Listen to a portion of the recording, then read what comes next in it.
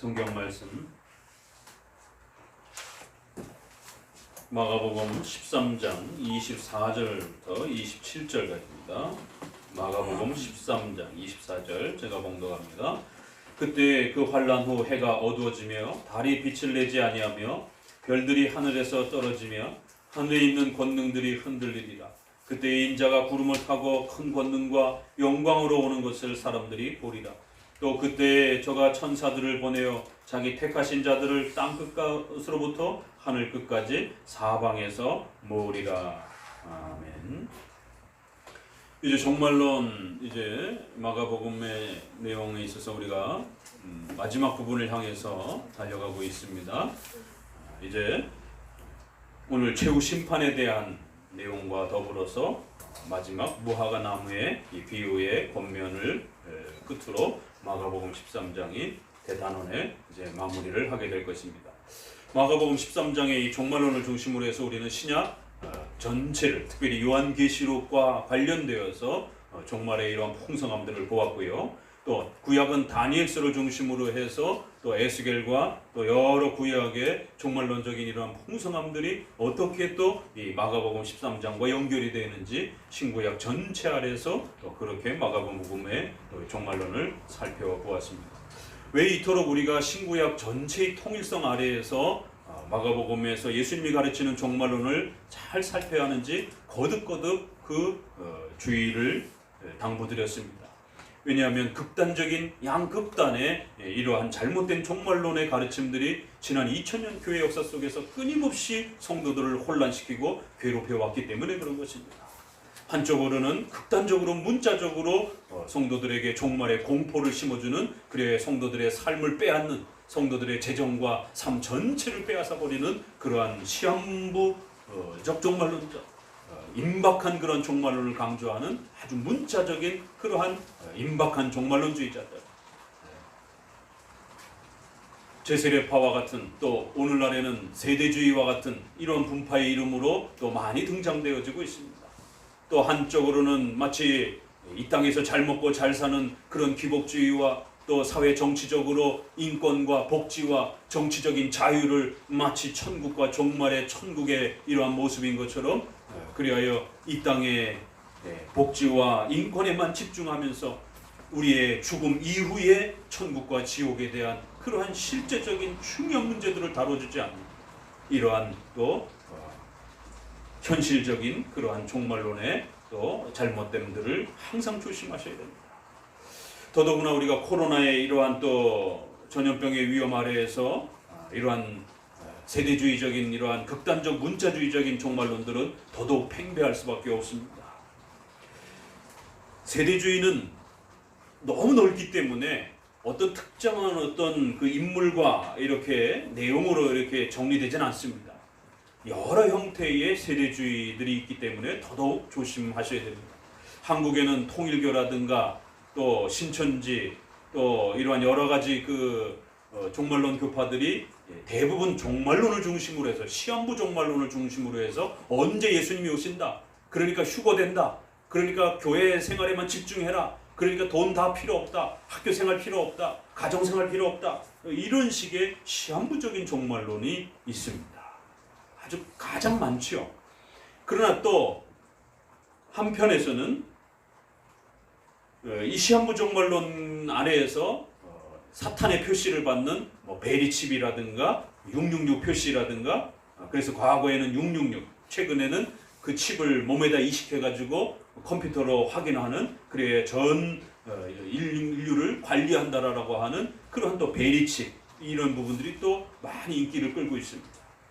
이런 시한부적인 이 종말을 강조하는 세대주의 말고도 또 음모론, 단일 정부라든가 프리메이슨이라든가 일루미나이트라든가, 그래서 사탄이 이러한 프리메이슨 조직을 통해서 전 세계를 지배하는 그러한 단일 정부와 단일 조직을 통해서 세계를 장악하고 그래서 교회를 핍박한다라고 하는 이러한 사탄의 실체를 잘못 해석해서 결국 특정한 그러한 이상한 조직을, 있지도 않은 조직을 마치 있는 것처럼 UFO가 사실인 것처럼 이렇게 어리석음에 빠져 있는 사람들처럼 이런 프리메이슨과 같은 단일 세계 정부를 움직이는 그런 지하 조직이 마치 있는 것처럼 이렇게 사람들에게 음모를 자꾸 이렇게 퍼뜨리면서 그거를 이용을 해서 사람들로 하여금 공포와 두려움을 자아나게 만든 이러한 음모론주의자들이 또 한편으로는 이러한 정치적, 사회적 그러한 관점으로 또 이렇게 구성되어 있습니다. 이들도 세대주의입니다. 세대주의 안에 서로 비판을 합니다. 그러나 저희 관점에서는 모두가 다 극단적으로 종말적 관점을 문자적으로 해석하고 그 성경의 적그리스도와 사탄과 또 어떤 징조의 어떤 사건들을 너무 지나치게 문자적으로 집중하는 그러한 극단적 문자주의자들이에요. 이 사람들은 프리메이슨, 음모론 이런 사람들은 이제 그러한 대상과 어떤 그러한 적그리스도의 이러한 부분들을 너무 지나치게 또 그러한 상상적인 그러한 또 의미로서 그렇게 풀어냅니다. 여전히 인터넷에도 보면 아직도 프리메이슨이라든가 또 많은 일루미나이트라든가 이러한 부분들을 사람들에게 강조하고 퍼뜨리는 것을 보게 됩니다. 그래서 미국 달러의 눈 하나가 이렇게 피라미드 아래에 있는 그런 모습들. 그래서 진보 정부를 욕하면서 그런 사람들이 했던 이런 눈 하나를 이렇게 가리는 이런 표시를 이렇게 하는 것도 사진을 찍어서 올렸더라고요. 그러면서 이 민주당의 핵심 사람들은 프리메이슨 조직이다. 얼마나 그 웃기는 이야기인지요. 너무 맹랑한 아무런 근거도 없는.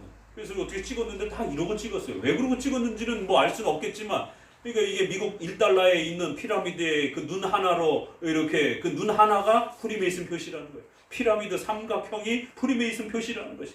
그래서 노무현 대통령의 묘지의 공원이 삼각형으로 또 이렇게 돼 있더라고요. 그래서 노무현 대통령도 프리메이슨이다 이래가지고 또 그렇게 욕을 하는, 이건 전혀 객관적이지도 않아요. 그래서 삼각형만 나오면 다 프리메이슨이라고 이렇게 얘기를 하고, 또 이런 표시 있잖아요. 이래가지고는 또 이런 표시를 하면 무조건 다 프리메이슨이다라고 그러면서. 근데 사실은 이거는 수하에서 I love you에 대한 그 기본적인 그걸 이렇게 압축시켜 놓은 또 그런 걸로 많이들 사람들이 사랑한다라고 하는 표시로도 이렇게 하기도 하고, 또 음악하는 사람들은 또 다른 어떤 의미를 갖기도 하고. 근데 이러면 염소뿔이라 이래가지고 그걸 누가 염소뿔이라고 그러는 건지, 그 프리메이슨에 빠진 사람들만이 이거를 염소뿔로 보는 거예요. 다른 사람들이 이게 왜 염소뿔인지. 그러니까 이런 식으로 성경의 요한계시록에 나와 있는 뿔 달린 이거를 극단적 문자적으로 이렇게 해석해 가면서 자꾸만 그러한 그 음모론적인 단일 정부의 이런 부분들을 또 그렇게 사람들에게 자꾸 공포심을 자아내게 하는 이런 부분들을 보게 됩니다. 그러니까 한국에서는 세대주의는 다 이단으로 정제되어 있습니다. 명심하시고 주의하셔야 돼요. 그런데 이런 사람들이 주로 또 하나가 있습니다. 말씀 보존학회처럼 이들은 또 성경을 굉장히 또 중요하게 여깁니다. 우리가 보통 세대주의자들은 주로 신비주의자들이 많습니다. 그런데 이들은 굉장히 성경에 아주 집중합니다. 말씀 보존학회는 킹제임스 성경만, 그리고 그 킹제임스 성경을 영어 버전을 한국어로 번역한 그것만을 유일한 영감된 성경으로 주장하면서 아주 그 성경에 집중합니다. 또 성경을 아주 굉장히 사랑하고 성경에 막 올인하는 사람들입니다. 오히려 이 사람들은 신비주의적인 이런 행동들을 하고 그러면 이런 걸 또 비판을 해요. 음모론 이런 것도 비판을 하고. 그러니까 자기들끼리 서로 비판해요. 세대주의자들이 통일된 그런 부분이 없기 때문에. 그러니까 성경을 중심으로 하는, 또 이들도 문자주의이기 때문에 성경만 그렇게 집중하는, 그것도 또 특별한 번역 성경에만 집중하는 그런 세대주의자들이 있습니다. 한국에서 말씀 보존학회, 이성호 목사 이런 사람들 다 이단으로 그렇게 정제가 되어 있죠. 그러니까 이렇게 세대주의 안에는 여러 스타일이 있기 때문에 하나로만 모아지지 않고 다양한 형태의 극단적 문자주의적 종말론주의자들이 있습니다. 신천지에 들어가면 왜 아이들이 가정을 떠나고 가출을 하고 멀쩡히 다니던 학교를 그만두고, 이 신천지도 요한계시록을 강조합니다. 세대주의자의 그 교리를 물려받은 것이, 짬뽕을 해서 물려받은 것입니다. 그렇기 때문에 우리 신앙인들이 아이들이 신천지에 빠지는 걸 굉장히 주의해야 된다는 게, 당장 가출을 해버립니다.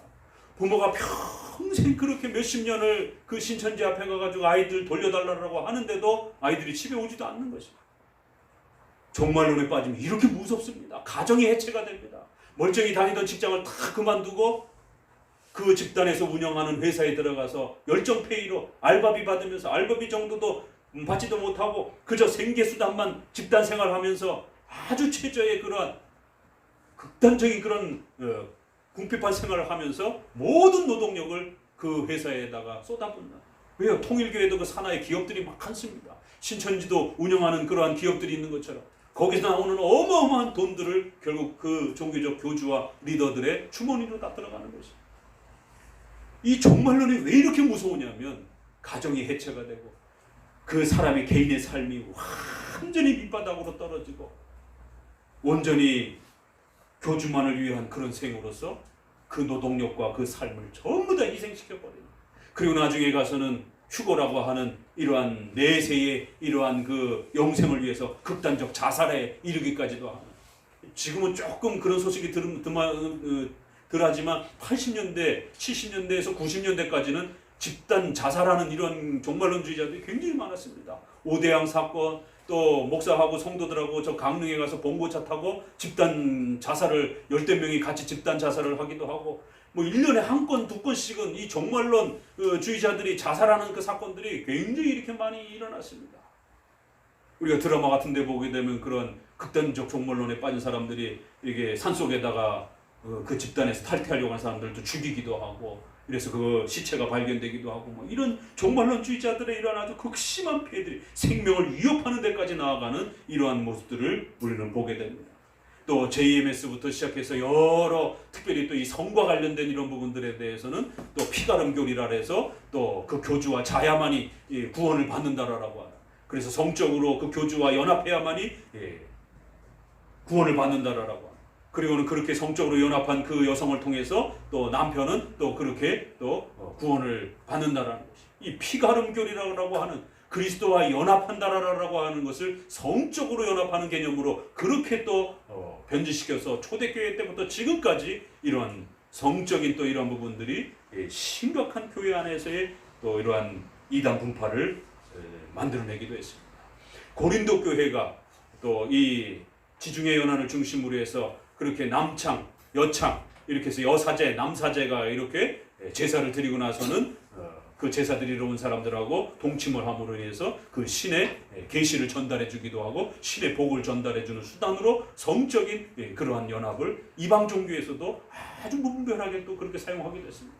그런 이방 종교가 기독교랑 섞이면서 구원의 수단으로 또 그렇게 사용되기도 했습니다. 이처럼 오늘 우리 시대까지도 이처럼 또 수많은 세대주의의 극단적 종말론주의자들이 성도들의 삶을 망가뜨리고 파괴하는 이러한 심각함들을 다시 한번 주의하셔야 됩니다. 비인격적이고 비상식적인 이러한 형태로 뭔가 요구되어지게 되면 절대로 그거는 인격적인 상식적 수준에서도 거절되어야 되고 기독교적인 교리적 차원에서도 거절되어야만 합니다. 자, 이제 마지막으로서 이제 이러한 그 세대주의자들은 이 최후 심판을 그럼 또 어떻게 접근하면서 사람들에게 공포심을 자아내는가? 먼저 잘못된 세대주의자들의 최후 심판 사건에 대해서 우리가 짚어보고, 그러면 건강한 우리의 성경적인 최후 심판의 마지막 그 사건과 관련된 내용들을 어떻게 또 우리가 정립해 가야 되는지를 함께 살펴보도록 합니다. 마가복음 13장 이제 24절부터 보게 되면 앞서 말씀드린 것처럼 해, 달, 별들이 이렇게 뒤바뀌어지게 되는 전 우주적 질서에 이러한 엄청난 혼돈이 일어나면서 이제 예수 그리스도께서 마지막에 오시는 이러한 장면을 소개를 합니다. 그럴 때 세대주의자들은 요 시간의 부분들에 굉장히 예민합니다. 왜냐하면 이들은 시간, 장소, 인물 요 부분을 극단적으로 문자적으로 고집하려고 하기 때문에 성경에서 시간과 관련해서 인물과 관련해서 어떤 이벤트적인 장소와 관련해서 뭐가 나오면 아주 거기에 집중합니다. 그리고 그 부분을 굉장히 강조합니다. 자, 그러면 마가복음 13장 전체의 그런 종말론 사건 하나하나를 어떻게 엮느냐도 문제가 되지만 이 최후 심판의 마지막 부분과 관련된 이 구절들 안에서도 어떻게 세대주의자들이 이 최후 심판을 이해하는가, 왜 그들은 휴거 사상을 그렇게 강조하는가를 한번 봅시다. 그때에, 그럼 도대체 이 그때가 언젠가? 벌써 이 시간이 나오죠? 타임, 그때. 그리고 또 그때라라고 하는 그라라라고 하는 이 지시대명사를 이렇게 집어넣다 보니까 사실은 이것은 그때 할 때 어떤 the time 이런 뜻은 아니에요. 그죠? 영어에서도 that time 이렇게 좀 다릅니다. 그 바로 특정한 그 시점 이런 뜻이 아니라 막연히 어떤 때에 이런 의미로서 이렇게 that time 이런 뜻인데 마치 the time 이런 의미처럼 아주 어떤 특별한 어떤 그 고정된 특별화된 어떤 시간처럼 그때 이렇게 표현하는 거예요. 그리고 그 환난 후에 환난 후에 종말이 온다. 이렇게 시간을 묶는 것입니다. 그때는 언제냐? 환난 후 시간이라는 것입니다. 그래서 막 해와 달과 별들이 막 뒤바뀌어지고 그리고 난 다음에 예수님이 오신다라는 거죠. 그러니까 이 후라는 단어, 환난 후라는 단어, 후라는 단어를 또 아주 집중을 합니다. 그럼 과연 이게 그때라고 하는 타임이라는 단어도 그렇고, 그럼 환난 후라고 하는 후라는 단어도 그렇고, 과연 이 단어 하나 가지고 종말의 어떤 특정한 시점을 우리가 고정할 수 있겠는가? 너무 어려운 거예요. 그럼 어느 때인가? 아무런 설명이 없습니다. 뭐 어떤 환난 후인가? 그 이 환난이라고 하는 것은 우리가 앞부분에서 봤을 때 여러 환난들이 나왔습니다. 지진, 재앙, 또 뭐 여러 전쟁. 그럼 어떤 전쟁이냔 말이에요. 인류 역사에 지진이 한 번만 있었냔 말이에요. 지금 홍수가 또 많이 나서 또 세계 곳곳으로 지진도 많이 나고 그러는데 어느 지진이냔 말이에요. 어떤 그 환난 후냔 말이에요. 성경이 명백하게 지적하고 있지 않는 이상에는 모든 걸 통틀어서 그러한 환난 이 정도 해석해야지 이게 어떤 환난과 어떤 지진과 전쟁인지 특정하기가 너무 쉽지 않은 것입니다. 특별히 마태복음에서는 즉시 이런 단어가 하나 더 있습니다. 즉시 해, 달, 별들이 이런 변화를 나타낼 것이다. 그러니까 또 세대주의자들은 즉시라는 단어에 또 아주 또 막 열광을 하면서 봐라. 그렇기 때문에 환난 이후에 이제 즉시 일어난 이런 일들이 일어날 것이다. 그리고 난 다음에 그때에 여기도 또 그때라는 단어가 the time 이런 뜻이 아니에요. 그런데 자꾸 이들은 the time 이런 식으로 읽으려고 하는 것이에요. 그러나 영어 성경에도 보게 되면 that time 정도로 이렇게 표현하고 있습니다. 성경 원문도 그렇고. 그러니까 그때에 21절에도 그때에 사람이 너에게 말하되 그리스도가 여기 있다 저기 있다.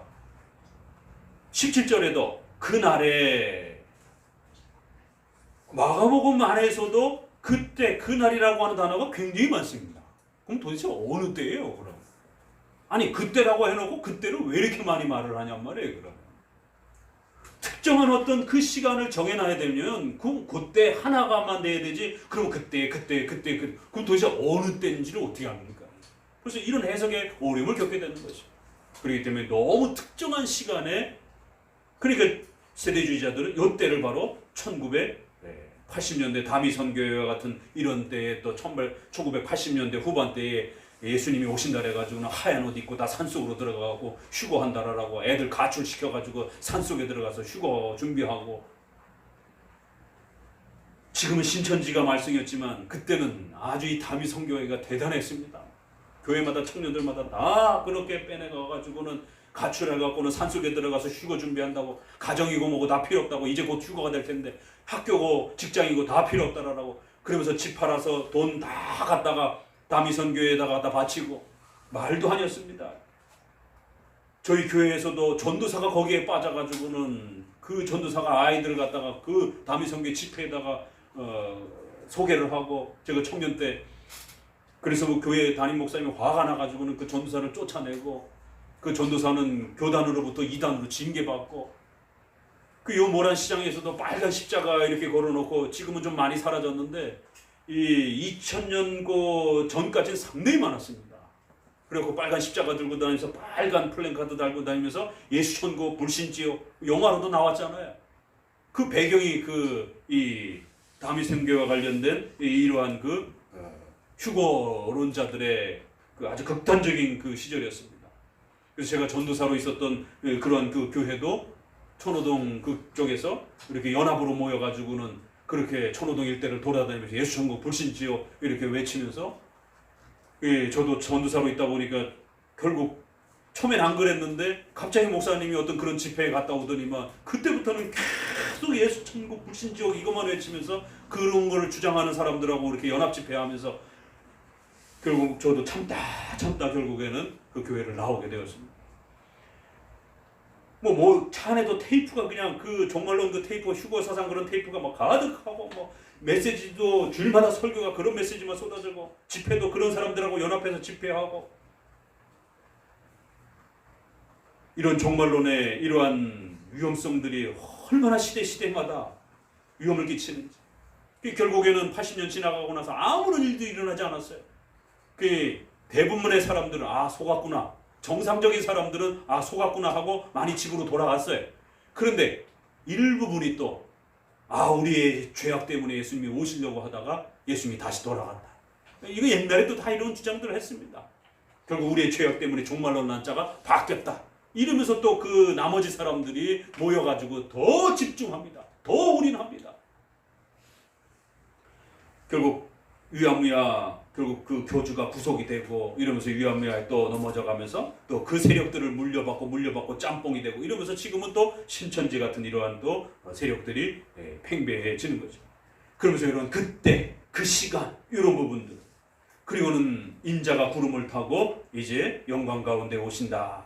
오늘은 이제 이 뒷부분에서 예수님이 구름을 타고 오신다라고 하는 이 부분과 그 다음에 하늘 땅끝까지 해서 모시리라 이 부분, 이 두 부분을 잘 해석해내야 세대주의의 이런 또 유혹에 빠지지 않습니다. 왜냐하면 세대주의자들이 이 부분을 굉장히 집중을 하기 때문에요. 자, 그러면 첫 번째로는 예수님이 구름을 타고 온다라고 하는 이 부분과 예수님이 이제 모신다라는 이 장면이 왜 세대주의자들이 이 근거를 휴거에 대한 개념으로 잡는가? 데살로니가전서를 봅시다. 바로 이 구절 때문에 그렇습니다. 데살로니가전서 4장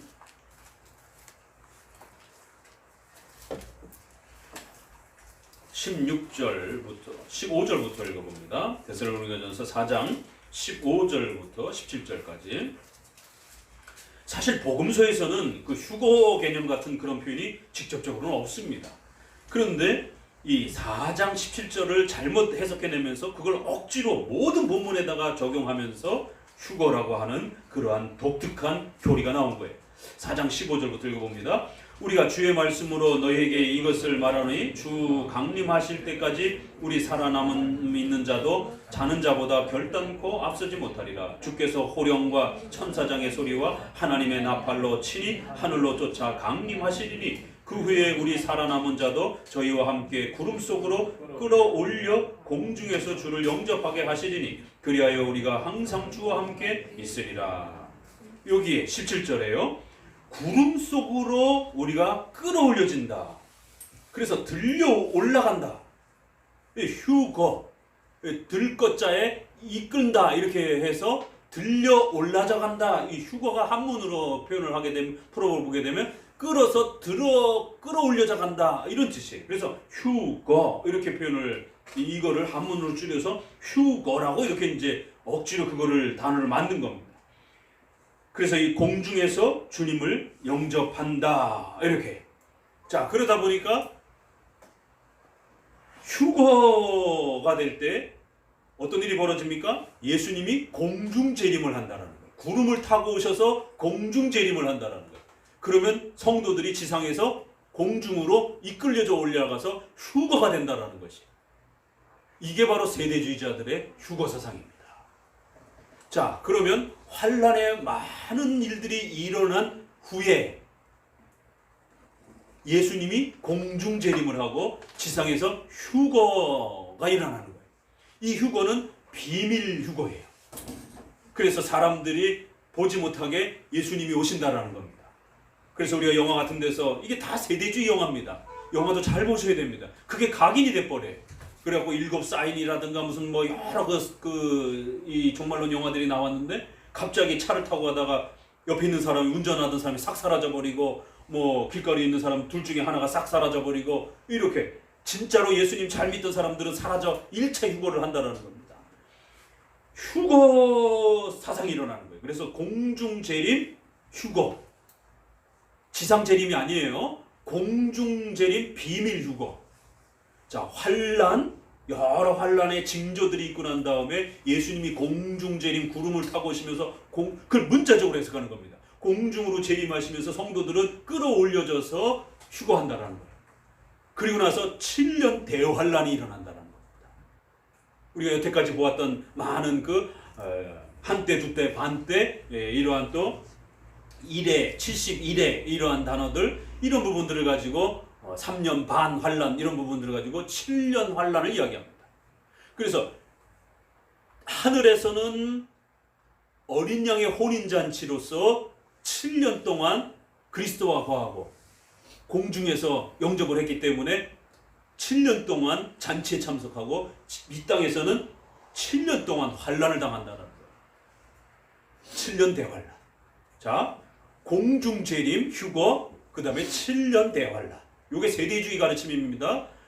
그 중간에 뭐 조금 더 이렇게 적은 거는 뭐 정확하게 이렇게 정리를 안 해도 기본적인 것만 구축하고 있으면 됩니다. 왜냐면 또 자기네들끼리 또 비판하고 자기네들끼리 또 여러 사상들이 또 조금씩 달라요. 그러나 대표적으로 이렇게 공중재림, 7년 대환란, 그리고 아마겟돈 마지막 전쟁, 7년 대환란 끝나고 나면 예수님의 지상재림. 지상재림이 이제는 그래서 지상으로 예수님이 오셔가지고 적들과 아마겟돈 전쟁을 치른다라는 거예요. 지상재림, 전쟁. 그리고 나서 그 전쟁에서 이기고 난 다음에 지상에서 1000년 동안 왕국 통치를 한다는 겁니다. 그래서 휴거 사상과 7년 대환란, 그 다음에 지상에서 1000년 동안의 통치, 요 세 개념이 세대주의자들의 아주 중요한 개념이 돼요.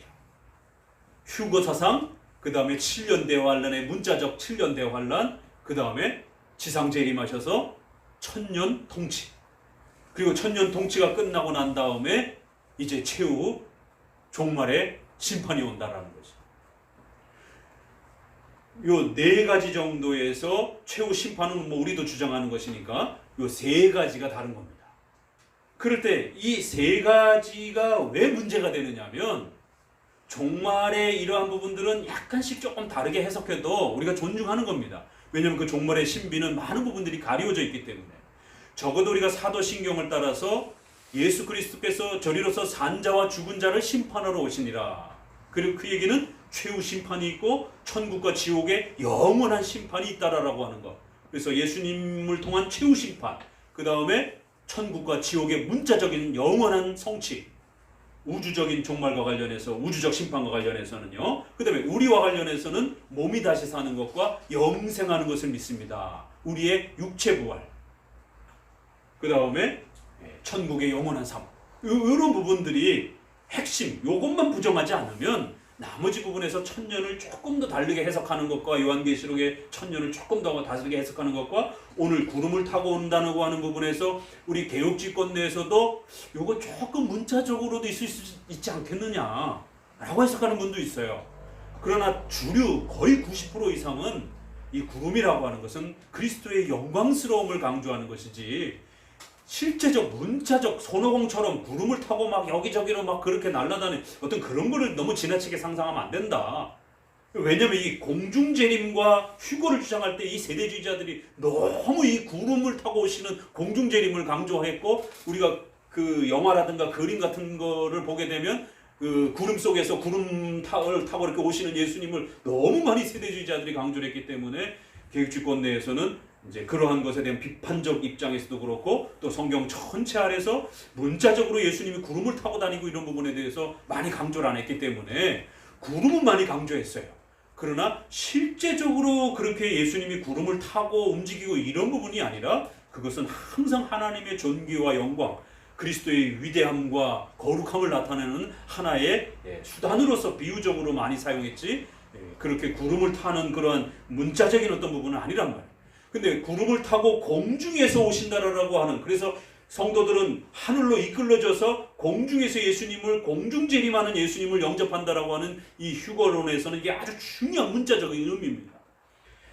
그럼 이 세대주의자들이 왜 종말론에서 조금씩 다르게 해석하는 걸 우리가 많이 존중함에도 불구하고 왜 우리가 세대주의자들을 이단이라고 하는가?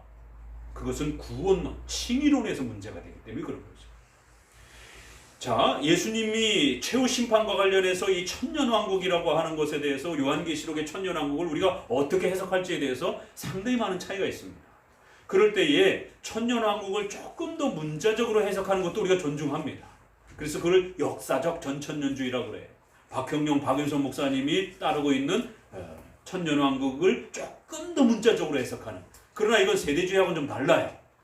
세대주의처럼 7년 대환란, 공중재림, 그래서 공중재림, 지상재림 이렇게 재림을 여러 번 나누고 이런 걸 말하지 않습니다. 박형룡, 박윤선 목사님은 개혁주의자이기 때문에 적어도 최후 심판을 중심으로 강조하되 사도신경을 강조하되 다만 계시록에서의 그 천년왕국을 조금 더 문자적으로 보는 정도의 차이예요. 나머지 앞부분에 7년 대환란, 공중재림, 2차 재림 뭐 이런 거 강조하지 않습니다. 그래서 역사적 전천년주의의 해석들은 조금 우리가 존중하는 거예요. 그러나 세대주의적인 방식으로 너무 지나치게 천년을 문자적으로 해석하는 이런 방식은 이단으로 정제되어 있습니다. 자, 그래서 천년왕국을 조금 더 문자주의로 지나치게 강조하는 전천년주의자들이 있어요. 이들을 전천년주의자라고 그래요. 천년왕국이 이제 시작되기 전에 예수님의 재림이 이제 있다라는 거예요. 그래서 천년 전 이런 표현을 이제 쓰면서 전천년주의라고 이제 이렇게 표현을 합니다. 그렇지만 이 세대주의자들은 이단이에요. 그러나 박형룡, 박윤선 목사님처럼 최후 심판을 중심으로 해서 최후 심판의 천국과 지옥, 예수님의 심판주, 우리의 영생의 부활, 몸의 부활 이런 것들을 중심으로 강조하시기 때문에 존중하는 겁니다. 역사적 전천년이라고 해요. 천년을 강조하는 것이 비슷하다 보니까 자칫 잘못하면 세대주의 천년론으로 오해될 수가 있어서 이들은 세대주의 천년론자들. 박형룡, 박윤선 목사님은 초대교회 때부터 그 문자적으로 조금 천년을 강조하려고 했던 분들이 많이 있었기 때문에 이들을 역사적 천년주의자들 이렇게 표현을 하는 거예요. 그래서 역사적 천년주의자들과 세대주의적 천년주의자들은 다릅니다. 다만 천년주의를 강조하는 방식에서는 비슷한 것이에요. 그래서 종말의 최후 심판과 관련해서 천년을 강조할 때에 두 그룹으로 나눠집니다. 천년을 조금 더 문자주의로 강조하는 그룹들이 있고 천년은 그저 상징적인 것이다 라고 하는, 그렇기 때문에 너무 지나치게 천년을 실제 그대로의 천년으로 강조하지 말아라. 천년이 너무 지나치게 문자 그대로 있는 거 아니다. 없을 문자를 써서 무천년주의자들. 천년은 그저 비유지 문자적으로 존재하는 게 아니다. 그래서 무천년주의자들. 그 다음에 또 후천년주의자들도 있는데 후천년주의자들은 그렇게 많이 있지는 않았어요. 그래서 자 보세요. 천년주의를 중심으로 해서 좀 더 상징적으로 해석하는 개혁주의 전통 주류 많은 분들이 있는 무천년주의적이고 최후 심판을 즉각적으로 최후 심판이 일어나는 이러한 형태를 강조하는 천년적 해석 입장이고, 천년주의를 조금 더 문자주의적으로 해석하려고 했던 천년주의자들이 있는데 그 천년주의자들 안에는 세대주의적인 이단적인 천년주의자들이 있기 때문에 아주 조심해서 해석해야 된다는 거죠. 그래서 박윤선 목사님도 그 세대주의자들을 많이 비판했습니다. 그런데 천년주의를 강조하는 게 서로 비슷하다 보니까 성도들이 읽을 때는 도대체 뭐가 차이가 나는 건지 잘 구별이 잘 안 돼가지고 굉장히 많은 혼란들이 있었습니다. 자, 그러면 뭐가 차이가 나느냐면 요거는 분명히 짚고 넘어가야 됩니다. 1차 재림, 2차 재림.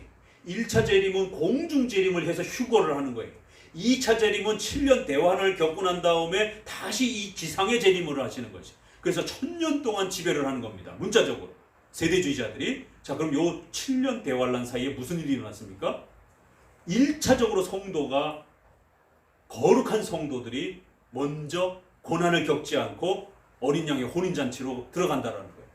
그런데 대충 신앙생활하고 형식적인 신앙생활을 했고 어중간하게 신앙생활했던 이런 자들, 신자인지 아닌지 잘 모르겠던 자들, 이런 자들은 7년 대환란을 겪는다.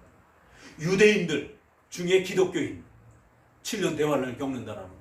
그래서 그들은 2차 재림할 때 그때 부활하고 예수님께로 영접이 된다는 거예요. 어떤 문제가 발생이 되죠? 칭의론의 문제가 발생이 됩니다. 아니 그러면 예수님을 영접하는 게 아직 100% 영접한 자들은 환란을 겪지 않고 휴거가 되고 80%만 영접한 자들은 이 땅에서 7년 대환란이라고 하는 어마어마한 그 계시록에서 나오는 그 짐승과 벌레들이 막 뜯어먹고 막 하늘의 별과 해들이 막 사람을 태우고 막 이런 어마어마한 그런 상상할 수 없는 고통을 겪어야 되는가? 아니 그러면 1등 신자들은 빨리 고난도 없이 하늘나라로 가고 2등 신자들은 이 땅에서 엄청난 해병대 훈련을 받아야 됩니까? 이 칭의론의 문제가 발생이 되는 거예요. 그렇게 되면 선행구원이 되버려요. 결국 본인이 얼마큼 열심히 믿었고 신앙생활의 헌신적인 모습을 열심히 보였느냐에 따라 1등 신자가 되고 그렇지 않은 사람들이 이 땅에서 엄청난 해병대 훈련과 같은 더보다 그 극심한 환란을 겪으라는 것이 결국 구원론의 칭의론의 문제가 발생이 된 겁니다. 믿음으로의 구원을 건드리면 이단이 되는 거예요. 그래서 이 종말론에 있어서의 어떤 천년론을 조금 더 문자적으로 해석하느냐 안 하느냐, 종말론의 구름이 조금 더 문자적이냐 아니냐 이 문제가 아니라 칭의론의 문제가 발생이 됐다는 거죠. 그래서 선행을 강조하게 되고 신자의 어떤 부분을 세례로서 우리가 신앙 고백을 확인하는 게 아니라 그의 헌신과 그의 삶의 어떤 성장을 보고 판단하려고 하는, 그래서 1등 신자는 빨리 휴거가 돼가지고 환란을 안 겪고 2등 신자, 3등 신자들은 환란을 겪고 난 다음에 2차 재림 때 그때 구원을 받는다는 것이죠.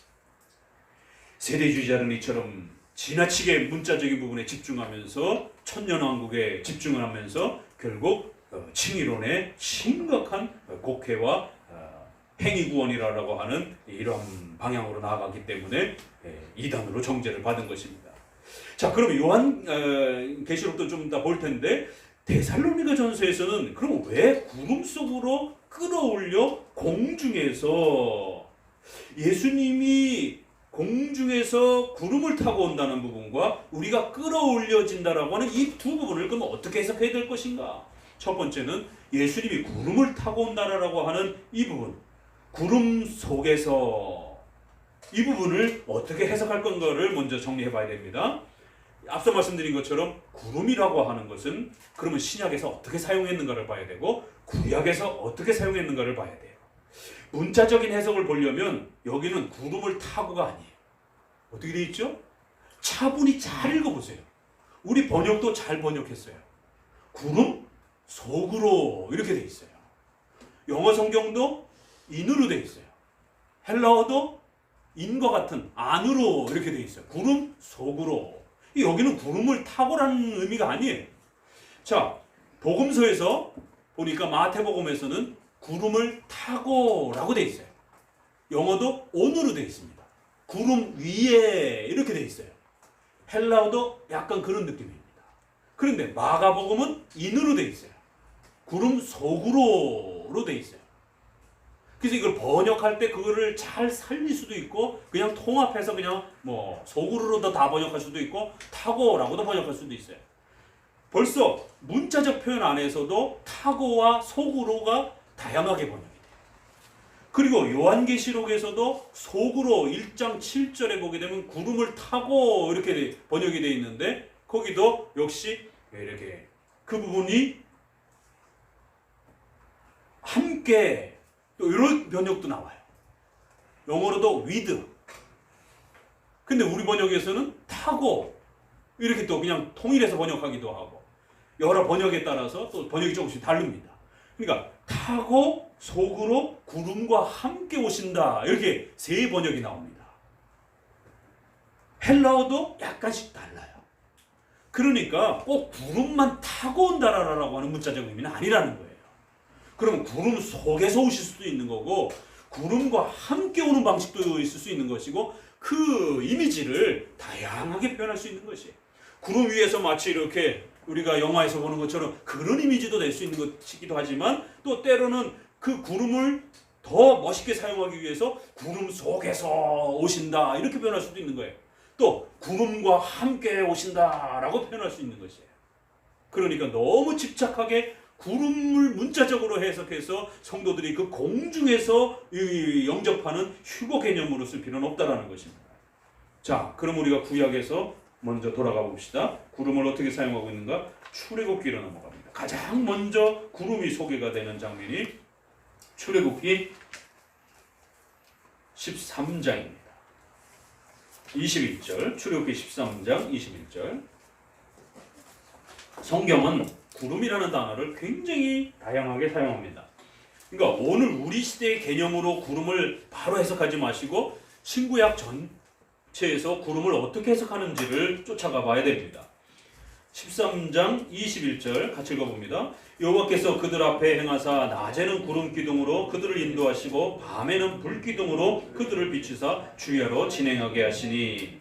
출애굽을 통해서 백성들을 인도할 때 애굽 군대가 이스라엘을 집어삼키지 못하도록 강력하게 구름 기둥으로, 그래서 구름 기둥으로 이스라엘과 애굽 군대를 나눕니다. 생각해보세요. 아니 뭐 구름이 뭐 대수라라고 그 구름 기둥이 거기 가운데 가로막혔다고 해서 그거 못 뚫고 갑니까? 비행기도 이렇게 구름을 딱 뚫고 올라가면 위에 해가 반짝반짝하고 그러는데 우리가 산 같은데 높은 데 올라가면 구름이 그냥 다 스쳐 지나가잖아요. 그런데 이스라엘 백성들 안으로 들어가지 못하도록 애국 군대가 발 하나 들여놓지 못하도록 그 구름은 애국 군대에게 있어서 무시무시한 구름이었습니다. 공포를 자아내는 그런 구름이었던 거예요. 구름이라고 표현하지만 우리가 상상하는 그런 식의 구름은 아닌 겁니다. 어마어마한 무섭고 두려움을 자아내는 그런 구름이었던 것이에요. 그래서 이 구름은 예수 그리스도를 상징한다라고 고린도서에 그렇게 표현합니다. 낮에는 구름 기둥으로 밤에는 불 기둥으로, 그래서 적들을 막아내기도 하고 또 낮에는 사막의 그 엄청난 뜨거운 기운을 또 막아서 서늘한 기운으로 이스라엘 백성들을 보호해주는, 또 밤에는 온도가 떨어지니까 바뀌어서 그 구름이 불기둥으로 바뀌어가지고 이스라엘에게 빛을 보여주고 또 따뜻함을 만들어주는 이 모든 형태가 예수 그리스도께서 광야 속에서 이스라엘과 함께 하신 것이다 라고 그리스도의 동행하심으로 표현합니다. 구름은 그리스도의 동행이었다라고 이렇게 표현을 합니다. 조금 다른 의미가 되죠. 단순한 그런 구름이 아니라는 것이. 자, 출애굽기로 또 넘어가 봅니다. 19장 9절을 보도록 합니다. 여기서는 좀 더 또 비슷하면서도 다른 느낌이 납니다. 출애굽기 19장 9절 같이 읽어봅니다. 여호와께서 모세에게 이르시되 내가 빽빽한 구름 가운데서 내게 임함은 내가 너와 말하는 것을 백성으로 듣게 하며 또한 너를 영원히 믿게 하려 함이라. 모세가 백성의 말로 여호와께 구하여 제3일 아침에 우레와 번개와 빽빽한 구름이 산 위에 있고 나팔 소리가 심히 크니 진중 모든 백성들이 다 떨더라. 어디에요? 시내산. 시내산에서 하나님이 임재하시는데, 하나님이 그냥 임재하시면 성도들이 하나님 임재하시는 게 별거 아니네 이렇게 생각할 수 있는 것이죠. 전지전능하시고 혼우주 만물의 주인이시고 우리의 생명과 삶을, 죽음을 좌우지할 수 있는 그러한 두렵고 떨리는 하나님이라고 하는 존귀와 영광을 가지신 하나님이라는 것을 백성들에게 가르치기 위해서 구약에 어떻게 사용했어요? 산 주변에 엄청난 구름이 자욱하게 깔려 있는 거예요. 근데 그 구름은 단순한 구름이 아니라 거기서 불 같은 또 그런 번쩍번쩍하는 그런, 또 우리가 지금 비가 많이 와가지고 막 천둥 번개 치고 그럴 때 이러한 오늘날에 우리가 구름을 봐도 두려운데 그 구름이 먹구름이 끼면서 거기에 번개가 막 번쩍번쩍하고 그러면 얼마나 무섭습니까? 그런데 출애굽기에서 사용한 구름은 그보다 더 무시무시한 구름이었어요. 한 발짝도 들여놨다가 다 죽을 것 같은.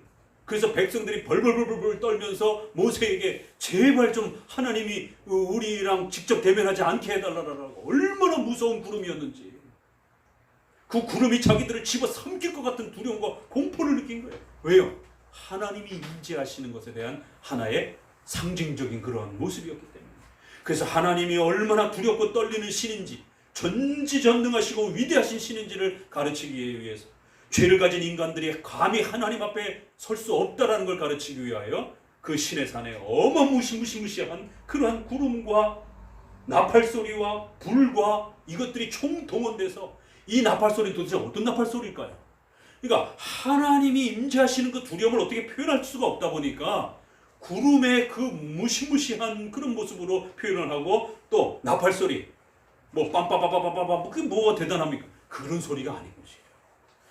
백성들이 그 소리를 들으면서 공포와 무서움을 듣게 되는 엄청난 그 신의 임재함을 나타내주는 그런 막강한 소리를 구약에 마치 전쟁터에서 소리를 알려주는 나팔 소리로 그저 그렇게 표현할 뿐인 겁니다.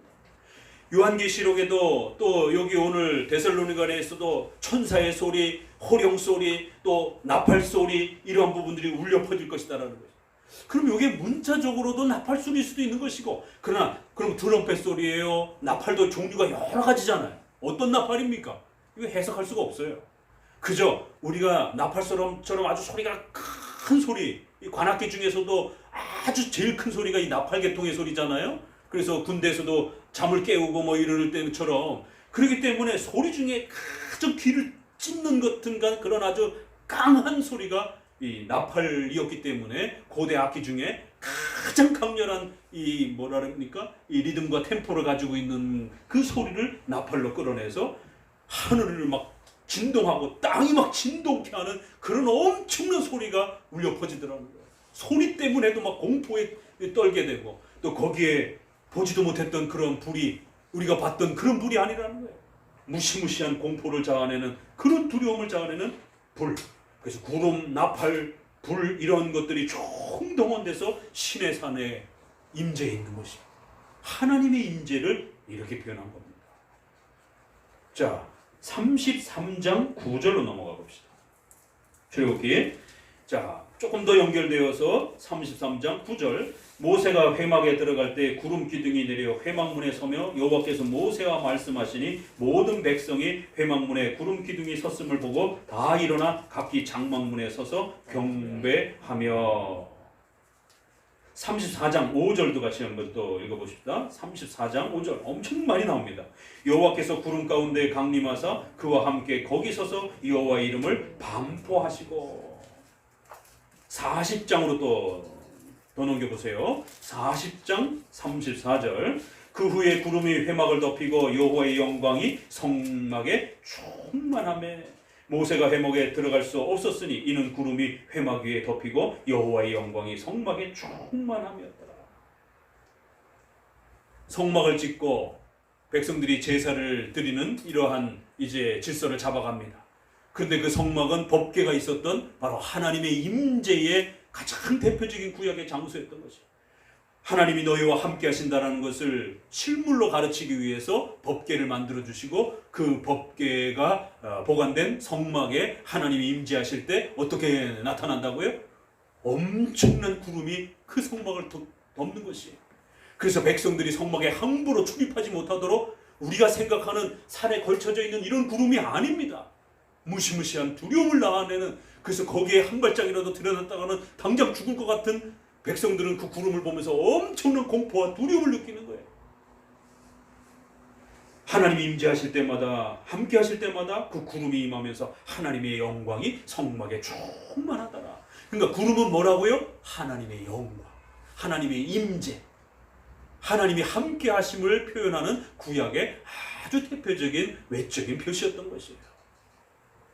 그래서 하나님이 너희와 함께 하신다라는 사실을 마치 우리가 성례를 통해서 은혜의 수단으로 삼는 것처럼, 구름이라고 하는 것은 그렇게 늘 하나님이 임재하실 때마다 하나님이 너희와 함께 있다라고 하는 외적 표시처럼 그렇게 하나님이 사용하셨던 그러한 도구였던 겁니다. 그럼에도 불구하고 일반 구름이 아니었던 거예요. 왜 일반 구름이었으면 그게 뭐가 무섭다라고 그 구름 가운데로 못 나갑니까? 그런데 어떨 때는 모세조차도 함부로 그 구름이 너무 거룩하게 영광스럽게 임해 있을 때는 모세도 회막에 들어가지 못하고 그렇게 경계를 주의를 두어야 됐던 그런 또 엄청난 구름의 임재함을, 또 하나님의 임재함과 영광스러움들을 또 나타내기도 했습니다. 레위기 16장 2절에는 이제 제사 드릴 때 나타납니다. 이것이 제사와 연결돼서 여호와께서 모세에게 이르시되 내 형 아론에게 이르라. 성소의 장 안 법궤 위 속죄사 앞에 무시로 들어오지 말아서 사망을 면하라. 내가 구름 가운데서 속죄소 위에 나타남이라. 여기도 성막뿐만 아니라 그 법궤 위에 또 제사 가운데 그렇게 하나님이 함께 하신다는 것을 표시할 때는 구름이 임하셔서 그렇게 두려움과 영광스러움을 나타내는 것을 보게 됩니다. 시편에도 보니까 하나님께서 이제 흑암과 물과 구름으로서 자신의 처소를 만드시고 공중에 빽빽한 구름으로 그렇게 휘황찬란한 영광스러움을 드러내신다. 뭐 이런 이제 표현들도 많이 있습니다. 그리고는 우리가 마가복음에서 앞서서 읽었던 9장 7절에 마침 구름이 와서 저희를 덮으며 구름 속에서 소리가 나되 이는 내 사랑하는 아들이니 너희는 저의 말을 들으라. 이미 벌써 마가복음에서 이런 현상을 이미 봤습니다. 구름 속에서 하나님의 음성이 들리는 것이. 그래서 하나님의 그 위대함과 두려움이 얼마나 큰 것인지에 대해서 백성들로 하여금 가르칠 때 구름을 사용하신 것을 보게 됩니다. 종말론에서도 역시 그렇게 구름의 이러한 모습으로서 그리스도께서 오시는 그러한 영광스러움을 그리스도께서 우리와 함께 계심을 나타내는 것이. 사도행전에는 마지막으로 복음서에서는 1장 9절에 이 말씀을 마치고 저희 보는 데서 올리어 가시니 구름이 저를 가리워 보이지 않게 하더라. 그렇지만 여기에서는 구름 가운데서 다시 온다는 말은 없어요. 그러니까 어떨 때는 구름을 쓰기도 하고 안 쓰기도 하는 겁니다. 꼭 그것이 문자적으로 구름을 타고 오시는 것이 문자적으로 꼭 있어야 된다라면 이 중요한 때 왜 안 쓰겠습니까? 그러나 그리스도의 영광스러움을 충분히 나타낸다라면 굳이 구름에 대한 부분을 안 쓰기도 해요. 여기서는 승천하실 때 구름 가운데 저를 가리워 보이지 않게 하더라 정도만 표현하고, 그리고는 천사들이 왜 쳐다보느냐, 너희 가운데서 하늘로 올리우신 이 예수님은 하늘로 가심을 본 그대로 오시리라 정도밖에 표현 안 됐습니다. 그래서 너희가 그리스도께서 오시는 것을 보게 될 것이다 이 정도 표현했지, 구름을 타고 오시는 그 장면을 문자적으로 다 정확하게 이렇게 표현하지는 않았습니다. 자, 이렇게 성경에서는 여기저기 신약 구약 전체 아래서 구름은 하나님의 영광, 그리스도의 영광, 이런 부분들을 표현합니다. 그리고 이제 이것이 직접적으로 다니엘서 7장 13절에 예수님이 장차 오심을 예언할 때에 그 표현을 끌어다습니다. 내가 또 밤 이상 중에 보았는데 인자 같은 이가 하늘 구름을 타고 와서 옛적부터 항상 계신 자에게 나아가 그 앞에 인도되매. 여기도 보니까 장차 예수 그리스도께서 구름을 타고 오셔서 여호와 앞에 나아갈 때 그에게 권세와 영광과 나라를 주고, 구름이 나오면 반드시 어떤 단어가 함께 따라붙어요? 영광과 존귀와 위대함이 같이 따라 나옵니다. 그래서 그리스도께서 구름을 타고 온다라는 단어는 뒷단어가 더 핵심인 것이에요. 그리스도께서 존귀와 영광과 위대함을 가지고 오실 것이다. 왜요? 그리스도께서는 이 땅에 목수의 아들로 가난하고 나약하고 연약한 자처럼 이렇게 십자가에서 죽으시는 처참한 장면으로 그렇게 돌아가셨기 때문에 아무도 그리스도를 주로 고백하지 않으려고 하는 이러한 조롱과 핍박이 있었단 말이에요. 그래서 장차 이제 그 예수 그리스도를 조롱했던 자들이 그 그리스도께서 심판주로 존귀와 영광과 온 세상의 위대함을 다 갖추고 오시는 그런 장면을 보게 될 것이다 라는 것을 강조하는 하나의 비유적 표현이지, 무슨 손오공처럼 이렇게 꼭 구름을 타고 와야 되는가. 자, 그럼 이제 우리가 세대주의적 해석을 공격합니다. 비판합니다. 비 오는 날 예수님이 오실 건가 그러면? 이런 얼토당토한 해석이 나오는 것이에요. 그럼 맑은 날 예수님은 안 오시는가? 구름이 잔뜩 낀 날들은 주로 비 오기 전날 아닙니까? 이런 우리가 해석을 조금만 돌려는 해석을 해도 말도 안 되는 이제 일이 벌어지는 것이에요. 그러면 저기 북극지방이라든가 남극지방, 거의 구름을 구경해 본 적이 없는 그런 지역들, 사막이라든가 비가 거의 내리지 않는 이런 지역들이 있어요. 미국도 뭐 텍사스라든가 이런 데는 거의 비나 구름을 보지 못한다고 그러더라고요. 그럼 그 사람들에게 구름을 타고 예수님이 오신다, 이거 아무리 설명해도 못 알아듣습니다. 이게 무슨 의미인지. 구름은 못 봤는데 이런 식이 되는 것이죠.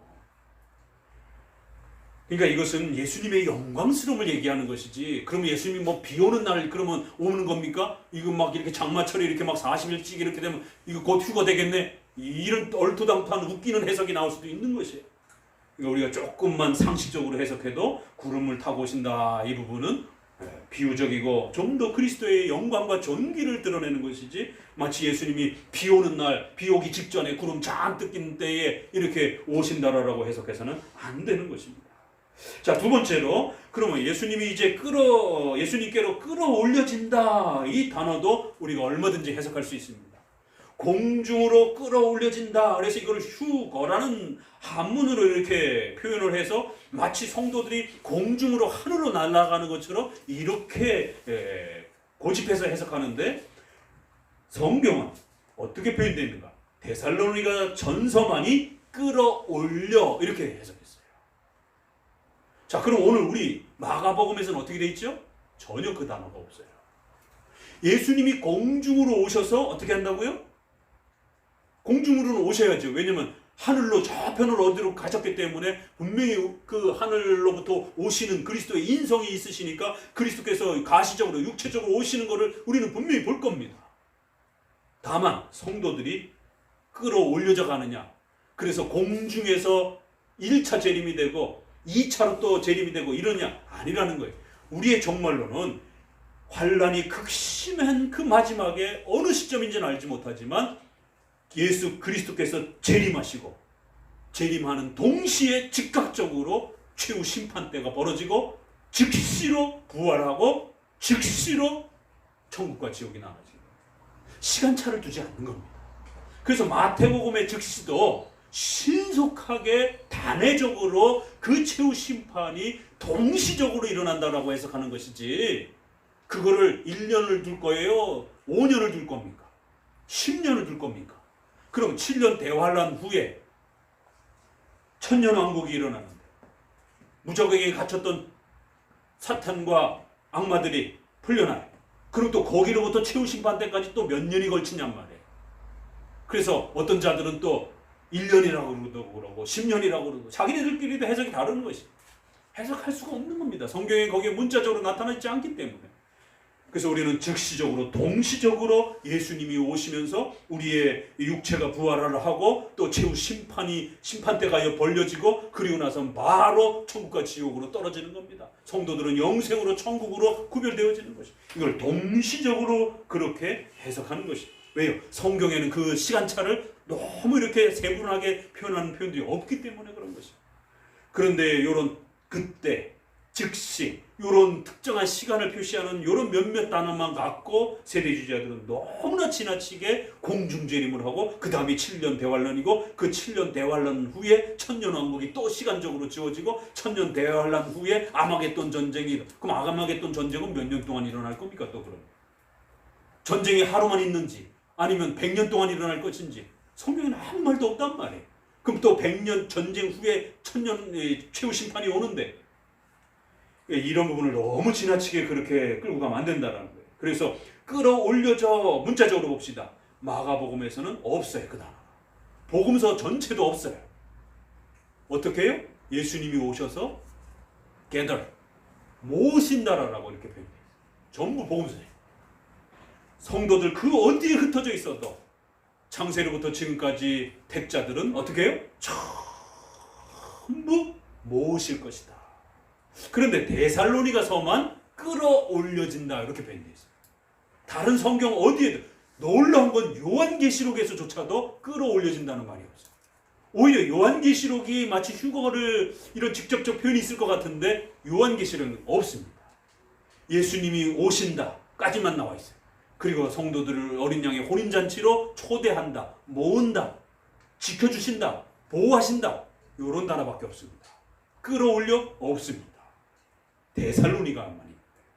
그럼 왜 데살로니가는 이렇게 표현했는가? 이 정도 봐야지. 핵심적 내용은 택자들을 보호하신다는 의미인 것이에요. 사방 전체에서 창조로부터 지금까지 어떤 형편이 있더라 할지라도 하나님의 택한 백성들은 단 한 사람도 낙오됨 없이 완벽하게 그 최후 심판 때에 오직 예수 그리스도를 영접하고 고백한 자들, 하나님의 택한 백성들은 한 명의 낙오자도 없이 이 땅에서 연약하게 살았던, 힘있게 살았던 예수 그리스도를 신실하게 고백한 칭의받은 성도들은 반드시 예수님이 모아주실 것이다라는 거예요.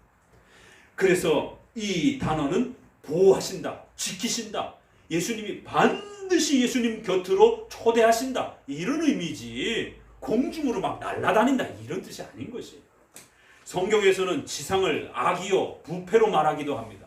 그리고 하늘을 의롭고 영광스러운 것으로 대비해서 이렇게 많이 땅과 하늘을 표현하기도 하는 것이에요.